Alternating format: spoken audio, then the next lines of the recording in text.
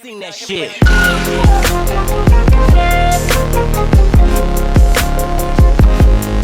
Shit.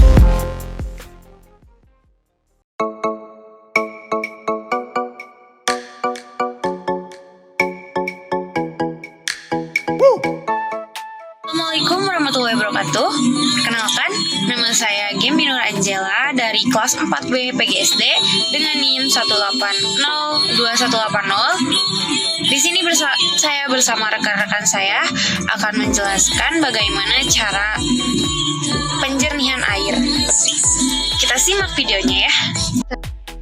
Saya Evi Nur Hikmah dengan NIM 1802228 akan menjelaskan mengenai air.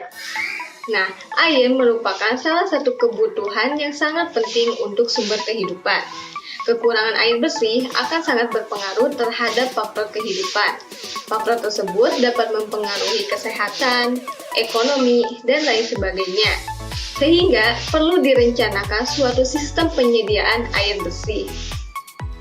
Kita sering mendengar bahwa bumi disebut sebagai planet biru. Hal itu karena air menutupi 3/4 dari permukaan bumi.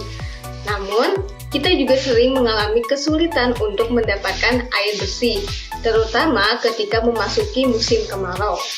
Akan tetapi, jangan khawatir, karena hal tersebut dapat kita atasi dengan cara merubah atau menjernihkan air keruh atau kotor menjadi air bersih dan jernih yang layak pakai.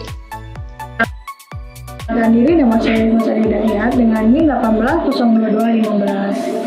Nah, di sini saya akan menjelaskan berbagai macam cara sederhana yang dapat kita gunakan untuk mendapatkan air bersih. Cara yang paling mudah dan paling umum yang kita sering ketahui yaitu membuat saringan air. Namun perlu diperhatikan bahwa air bersih yang dihasilkan dari proses penyaringan air sederhana ini tidak dapat menghilangkan sepenuhnya garam yang terlarut di dalam air. Setiap kehidupan memerlukan air yang jernih, bersih, dan terbebas dari kuman. Sedangkan air kotor tidaklah dibutuhkan. Oleh karena itu, jika air kotor lebih sering ditemukan dibanding air bersih, membuat air jernih atau air bersih kembali, maka tugas kita adalah membuat air ini menjadi air yang bisa dipergunakan sehari-hari. Saya Benika Tania Kobriani dengan NIM 1801819 dari kelas 4B PGSD. Kali ini saya akan membuat sebuah percobaan filtrasi air di mana air keruh berubah menjadi air bersih.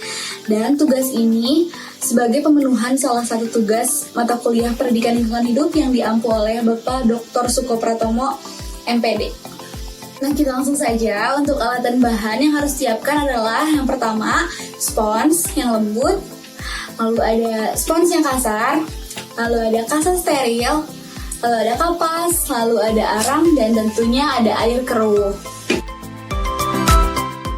Untuk bahan-bahannya dimasukkan ke dalam botol yang sudah dibagi dua seperti ini ya. Lalu yang pertama, sisipkan kasa di tutup botol. Oh iya, jangan lupa tutup botolnya diberi lubang terlebih dahulu ya. Lalu tutup botol disambungkan ke botol.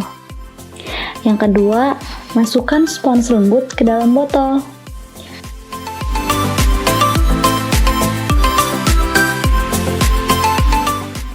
Lalu, masukkan spons kasar ke dalam botol, menutupi spons lembut.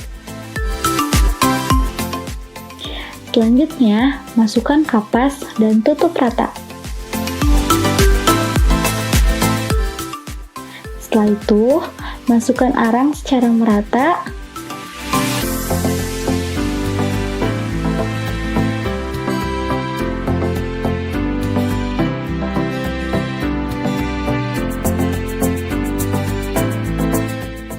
Dan terakhir, tutup rata semua komponen dengan kapas. Jangan lupa ditekan dan dipadatkan ya.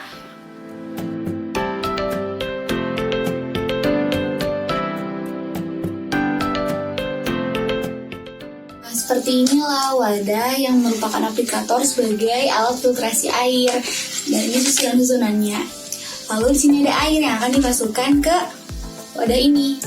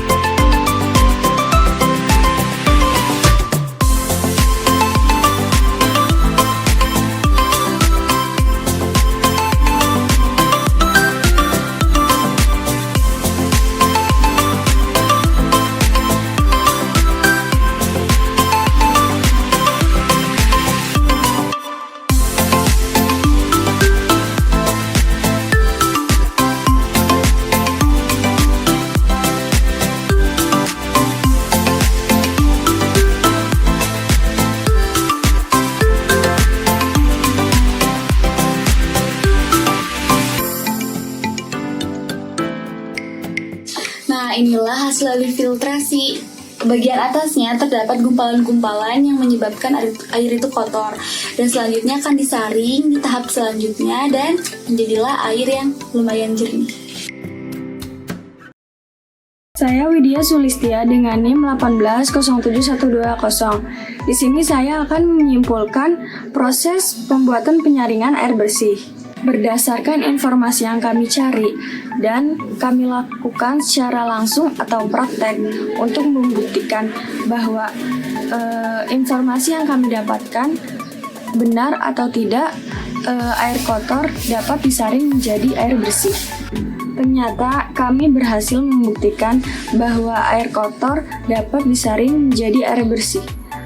Air yang semula berwarna keruh dan berbau menjadi air yang tanpa berwarna dan tidak berbau. Proses penyaringan atau filtrasi ini dapat dilakukan secara alami atau buatan dengan bertujuan untuk menjernihkan air.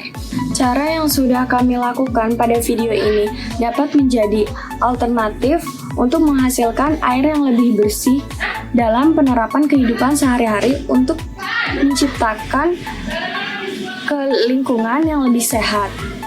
Nah, mungkin itu saja proses pembuatan cara penjernihan air yang dapat kami lakukan. Kurang lebihnya mohon maaf. Wassalamualaikum warahmatullahi wabarakatuh.